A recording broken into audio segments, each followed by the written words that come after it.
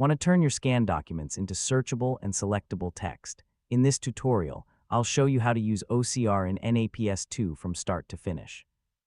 Once OCR is enabled, you'll be able to search, copy, and select text inside your scanned PDFs, making them much more useful.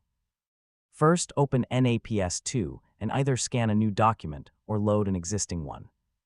OCR works best with clear, high-quality scans, so if you're scanning a document now, a resolution of around 300 dpi usually gives the best results. Next, open the OCR option from the toolbar or the appropriate menu, depending on your version of NAPS2. If this is your first time using OCR, the application may prompt you to download or install the required language data before continuing. Select the language that matches the text in your document. Choosing the correct language helps improve recognition accuracy. Once you've made your selection, start the OCR process and allow NAPS2 a few moments to analyze each page. When OCR finishes, your scanned document will contain searchable text.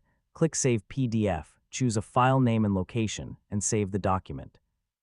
From this point on, you'll be able to search for words inside the PDF and copy text when supported by the scan quality.